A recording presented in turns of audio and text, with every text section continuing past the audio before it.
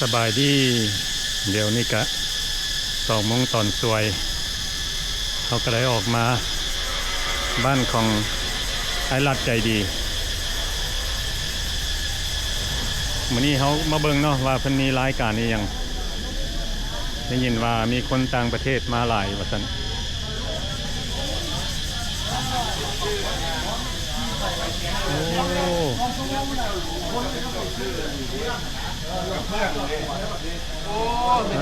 สบายดีโจ้หัวหน้าพี่น้องหัวหน้าแต่ทางใดพากันไปนี่ทางใดมาพ่อได้มือนี่ตายไป ทางใดมาบ่น่ะไอ้รัดกันไปรับเอาหมู่รถติดนะท่านจ้ารถติดจะได้อะไร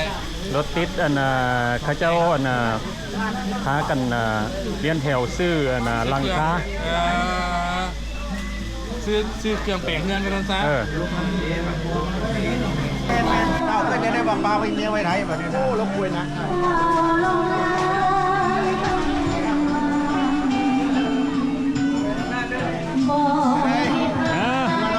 ไอ้โจ้แคนาดา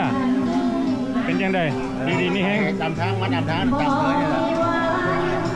ชีวิตของเรากับบ้านป่าชีวิตกันนี่จะมวนกับมวนเนาะวันนี้มันได้มันได้วันนี้ซาได้วันนี้ซาได้อีกโอ้ยมันโนมันได้ฮะมันได้คาราเขาเนาะซาได้คาราเขาเนาะยามันเนาะ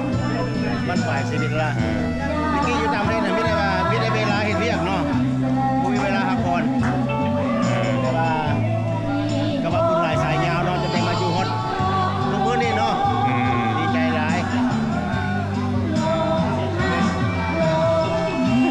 โอ้กำลังมาเนาะกำลังวุ่นกันมาคนไหนนักร้องเนี่ย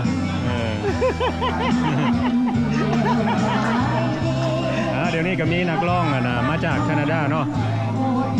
ซื้อเพิ่นเวียงอนามัยบ่แม่นเวียงอนามัยมาเอามาเบิ่งเนาะหน้าตาของเพิ่นเป็นแบบใดเนาะให้พี่น้องได้เบิ่งนักร้องมาจากแคนาดา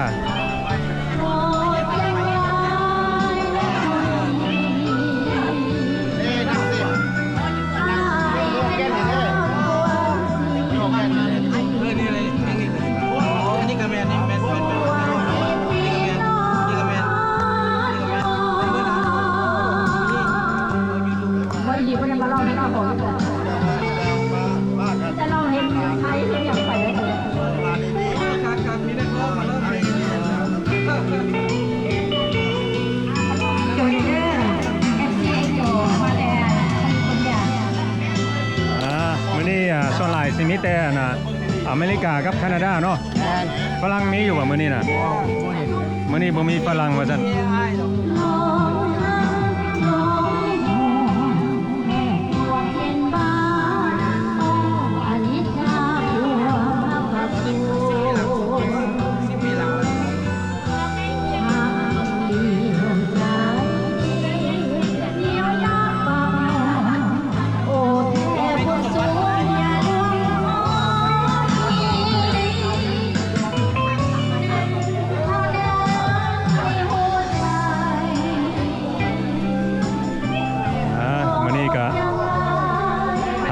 ซึมแซวกัน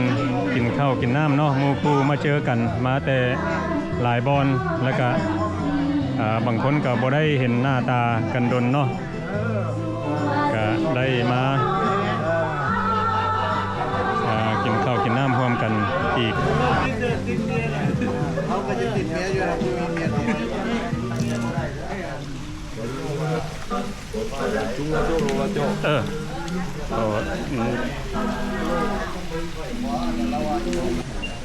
ที่จริงเรามีธุรกิจอยู่แค่ได้มีห้างโอซารีตั้งขายเครื่องไทยโอ้ So this song is to everybody for state อันนี้ก็ผู้ที่มีชื่อเสียงดังไอ้โจ้แคนาดาอันนี้ก็อันนอนแล้วก็เป็นบ้านปากทางเนาะทุกคนอาจสิโหดเนาะอยู่หลังสนามบินวัดไต่เนาะเฮือนนี่ก็หมายความว่าปุ๊กอยู่หน้าน้ำเลยให้ท่านเรียกไปหันกุ๊กเสาไปด้านน้ำมันบอกอยู่กับน้ำเพราะอยู่กับดินเนี่ย อยู่เทิงน้ำเลยเนาะ ถึงน้ำเลยเงินสารเลย โอ้ แล้วต่อไปนี่มันรถของอันพันแก้วเนาะเศรษฐีมาในแคนาดาไอ้กสิฮู้มาแล้วเศรษฐีแคนาดามาซื้อรถ BMW ขี่ปัจจุบันนี่ โอ้ แม่นเศรษฐีแคนาดานี่ ว้าว รถ BMW รถไฟฟ้าระบบไฟฟ้า โอ้ตัวนี้เป็นไฟฟ้า แม่นบ่ได้ใช้น้ำมัน ห้วย น้ำมันในเมืองลาวเฮาสิเดือดร้อนก็บ่ได้เดือดร้อน ระบบไฟฟ้า เขาคือมีฝาน้ำมันอยู่นี่ แต่ว่าป่าซากดี ฝาซากบ่ นี่ป่าซาก โอ้นึกว่าฝาน้ำมันบ่แม่นเนาะ ป่าซากรถไฟฟ้านี่นะ โอ้ พันแก้ว ว้าว เราก็เคยมีธุรกิจอยู่ประเทศแคนาดาเนาะมีห้างขายเครื่องขายของ คนมีชื่อเสียงเนาะ โอ้เรากับมาอยู่เลยบ่ มาอยู่เลย แต่ว่าห้านนี่ว่าต้องขึ้นอย่างไรแล้วว่าถึงเกษียณอายุ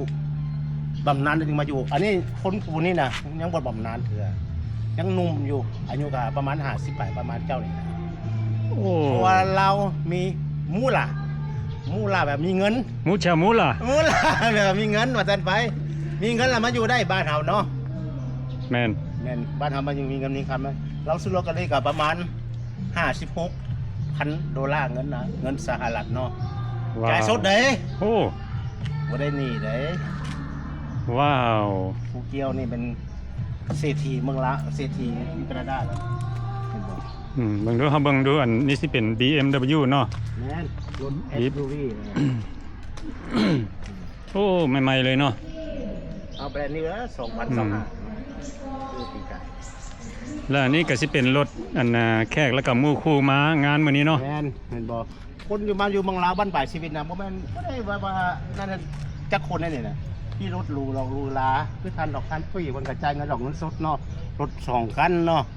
รถ SUV คันหนึงรถกระบะคันหนึงมีแต่แกหินลูกเดียว เป็นหยังคือว่าแกหิน เอาหินมันหลายแล้วนี่เนาะจักหินน้อยหินใหญ่เนาะแกไปซั่นแหละเนาะ จักนักจักเบาแล้วแกไปหินน่ะเอาหินเรียกว่าแกหิน บ่เข้าใจ แกหิน อันทางพี่เด้รถผู้ใดนี่ทางพี่ อันนี้มันอันนี้รถเด็กอันนี้มันรถพันแก้ว สบายดีเด้อ สบายดี อันนี้ อันนี้ พันแก้หลายนักร้องมาจากนิวยอร์กเนาะ เออ ขนาดสิฮู้เนาะแต่ว่าคันออกบินต่างประเทศเด้กันมากระดาษออกกระดาเนาะมาร้องเพลงอยู่กระดาแต่ว่างานนั้นงานนี้เพิ่นก็มาร้องเลยเนาะมีชื่อเสียงทางด้านศิลปินเนาะ อืม อันนี้มันทันแก้หลายเนาะ อันนี้เพิ่นก็มาอยู่ อยู่บ้านเฮาเลย อยู่บ้านเฮาเลยเนาะ ปัจจุบันนี้เพิ่นก็อยู่บ้านตงกง เออ สีโคตรตะบอง เออ เป็นคนดังคนหนึ่ง คนดังคนหนึงเนาะ คนดังคนหนึ่งทางด้านศิลปินเนาะ แล้วอันนี้รถอีหยังรถคันนี้นะ รถนี้มันโฟร์จูเนอร์ดิ Fortuner อันนี้ก็เศรษฐีอเมริกาได้ก็เราก็มีห้านค้าอยู่อเมริกาเด้อ เพิ่นมาปุ่นบ่มีเงินให้เพิ่นได้ โอเคมั้ย เออจะเว้าลงเลยเออ พูดเอาอย่าง บ่มีเงินให้นี่จังซั่น สิพูดเอาอย่าง เอ้ยส่งมาหานั่นรับใจดีพี่นะ มาจอดรถก่อนเนาะ จะขออนุญาตเนาะ เอา ใจหลายเด้อ โอเคขอบใจ พี่น้องสุขุมสุคนเด้อติดตามแกหลายมึงสิโคดเด้อ โอเค กดไลค์กดแชร์ให้แน่เด้อสบายดีทุกคนเด้อพอกันไหม โอเค thank you ไอ้จอดใช้เชียว มันจอดที่ต้นมุมมองนี่ก็ได้นี่ โอ้มื้อนี้ก็คนลาวเฮามาต้มหุมกันเนาะเออ แมน ส่วนหลายก็มีแต่คน ท่านแก้วนี่คันสิว่าแล้วขายของนี่ทุกชนิดน้ำแต่ยาสูบนับแต่น้ำขกนับแต่การดื่มทุกๆอย่างเนาะขายเมิดอยู่กระดาษเนาะเศรษฐีคนหนึงติดอันดับได้ไหมเรามาอยู่เมืองลาวเนี่ยจะเป็นสิมาลีไทยหรอกเราก็อยู่ได้เพราะเราคนมีพื้นฐานแล้ว อืม เอ้าซี่รถซื้อรถจักรใหม่เขาที่มาต่ำกันเลยที่ไปใส่ เอา เบ นี่ ส ไปเมียนให้รัดก่อน ที่ไปตัดยังหนึ่ง บ่เอานี่ไปเมียนให้แล้วเอามาลืมมาไปไว้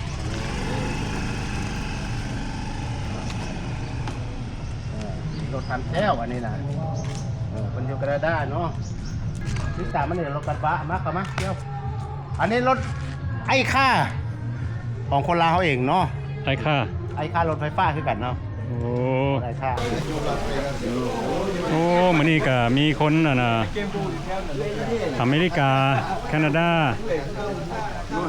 หลายคู่หลายคน อ้าวไอ้โจ้สบายดี สบายดีเด้อเบิดทุกคน สบายดี เออ ได้เข้ากล้องไอ้โจ้นี่โดนแล้วได้นี่ คนอยู่ลาวคนอยู่เอาอันเปิดเพลงฟังที่กัน เดี๋ยวรอเห็นหน้าเขารอ ไอ้อ้นเจ้าของห้านนั่นน่ะโฮเทลมานิวันอยู่บ้านปากทางมาเอา มื้อนี้เขาก็สิถาม น้อยนี่เด้มันเป็นคนละภาษาเป็นคนไหนนี่ เขาก็สิขอถามผู้ใดผู้หนึงเนาะว่ามื้อนี้เฮ็ดรายการนี้หยังมื้อนี้น่ะเขาสิขอถามเจ้าของ คะแนนได้ เจ้าภาพซะ มื้อนี้หว่า มื้ อั อน นี้ เป็นที่มาของมื้อนี้ว่าซั่นซะ มื้อนี้ อันเป็นที่มาของมื้อนี้นี่แม่นมื้อวานนี่อันมิสเตอร์บอยมายาม มิสเตอร์บอยเนาะ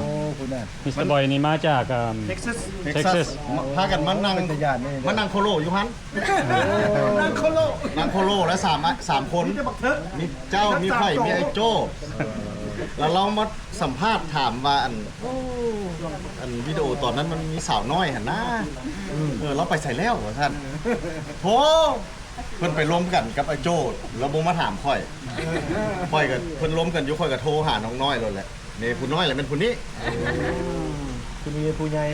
แล้วผู้น้อยแล้วผู้ใหญ่ เราซื้อน้อยเด้โทรหา เราซื้อน้อย พอดีโทรหาเราก็ว่ากำลังย้ายขนเครื่องมาแต่ไทยส่งไอ้น้องเลยขนสัมมโนครัวมาแต่ไทยสิ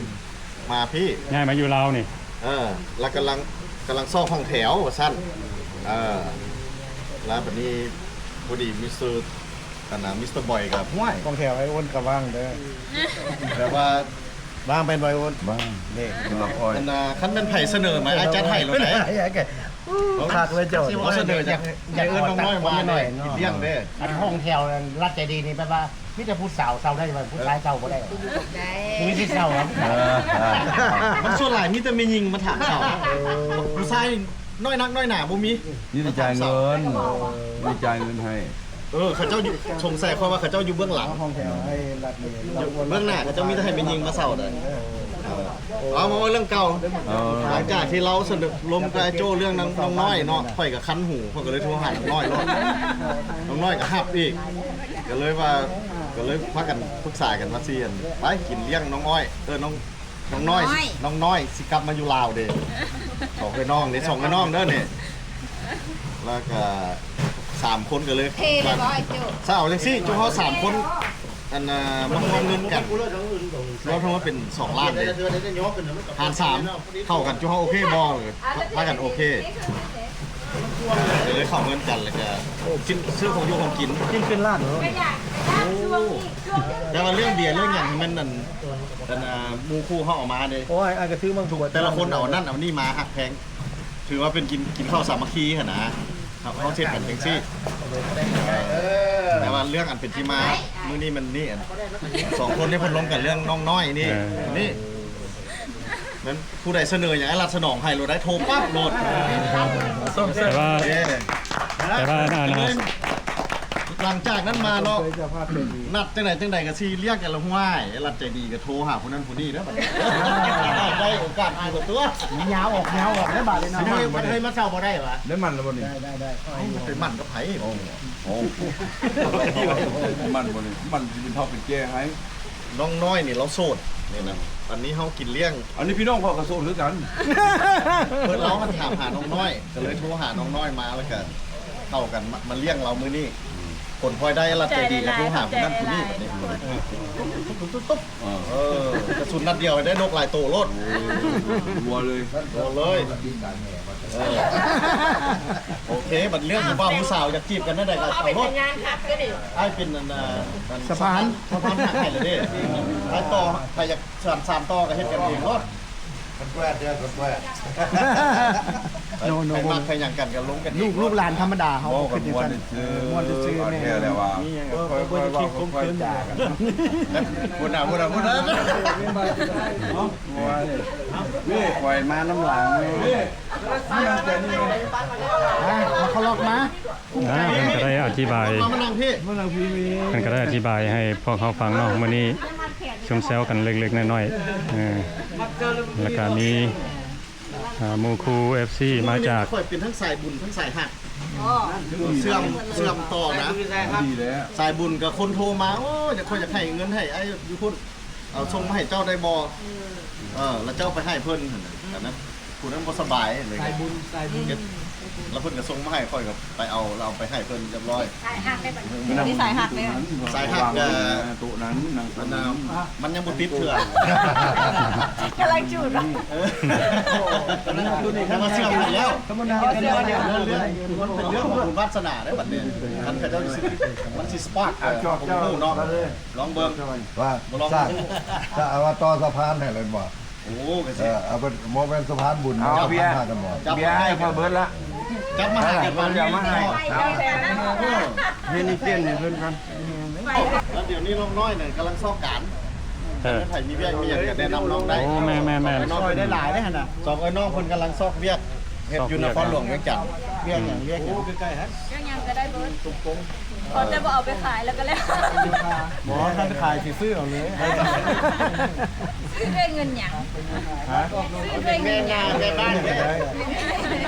แล้วก็ เอาที่น้องสบายใจงั้นอย่าง ทำนี้ทำออนี่น้องอยากได้ที่อยู่ก่อนเดี๋ยวนี้น้องมูมีห้องอยู่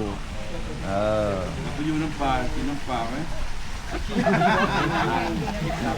อยู่น้ำป่ากินก็ป่าชิมสวบก็มาละ ปลาให้บุญตัวปลาบุญตัวปลาบุญตัว เดี๋ยวนี้น้องซอกบอลอยู่เดี๋ยวมุ้ยบอลอยู่ ปลาได้ ก็ได้อยู่ ได้แต่แยงได้แต่แยง โมเมนต์เขาเดี๋ยววันเดี๋ยวผมเลยจะต้องคนกัน นี่ค่ะนะแถว แม่นนะพยายามอยู่ได้ ไหนเรื่องเด็กบ้าน มื้อนี้ซุ่มแซวกันย้อน น้องผู้นี้ ย้อนคนนี้เนาะเพิ่นได้กลับมาอยู่ประเทศลาวเนาะ แม่นแล้ว ถ้าทาเบิ่งคลิปตัวนี้มันสิขึ้น เขาก็เลยจัดงานเลี้ยงให้2ไอ้น้องนี่ยินดีต้อนรับสู่ประเทศลาว โจ้ดนเลยตัวนี้แกนที่แล้ววิวเจ้าขึ้นเลย เดี๋ยวน้องน้อยหวังว่าทุกคนสิจื้อน้องน้อยนี่นะ แม่น คือว่าพักตบเขาเจ้าสิเป็นบอลเก็บพักกัน ผักบ้ง พักบ้งเขาถมแล้วเดี๋ยวนี้ ผมแล้ว บนน้องน้อยไปเก็บผักกับเจ้าถุ่มแล้ว ยินดีต้อนรับเรากลับคืน แล้วแม่บ้านเขาก็กลับคืนมาเลยเด้น้องหมีก็กลับคืนมาแล้ว มีคนถามหาจะถามได้หรอคอยไปอ่านตลอดก็เลยลมกันเมื่อนี้ก็สกิดขึ้นมาแล้วเราได้ยินมันก็กระจายแล้วบาดเองถ้าเราได้ยินแล้วมันกระจาย กระจายก็เลยได้มานั่งอยู่นี่นั่งแค่ บ่แล้วบัดนี้ยังบ่แล้วได้ แม่แล้วนะ งานนี้จัดขึ้นกับย้อนสองสาวนี่สิมาลาวเนาะต้อนรับบัดนี้โทรมาครอบมาบ่ได้เอาสมาชิกบัดนี้ เฮ็ดกินยังไงบาดนี้น่ะ งานนี้จัดขึ้นย้อนสองสิกินเลี้ยงสองสาวที่กลับประเทศลาวฮอดโมงมาแล้วโทรมาว่ามาบ่ได้โทรหากอกๆแก๊กๆกับบุ้ยไห่มาหับใช่แล้วมันจะไหนไอ้ก็ต้องได้ไปแม่นบ่เห็นดีบ่ไอ้มาซ่ากับบุตรีไอ้ติเห็นดีเห็นบ่ค่อยติดกัน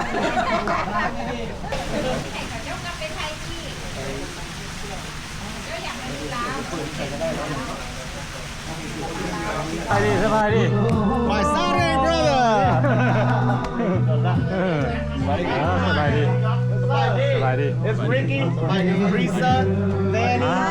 Anna Nice to meet you. Am I spoken on the phone? Yeah. Nói làm đây. No. On DC ป่ะ อันนี้ก็สิเป็นหม้อกินแซ่บเพิ่นก็ได้มาแวะเยี่ยมยามมานำหมู่เพิ่นเนาะ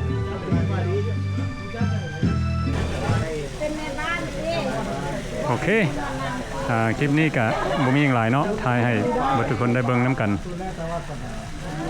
วันนี้เฮาก็สิขอจบคลิปนี้ไว้ซั่นนี้ซะก่อนแล้วก็ขอขอบใจเบิดทุกคนที่เข้ามาเบิ่งวิดีโอของเฮา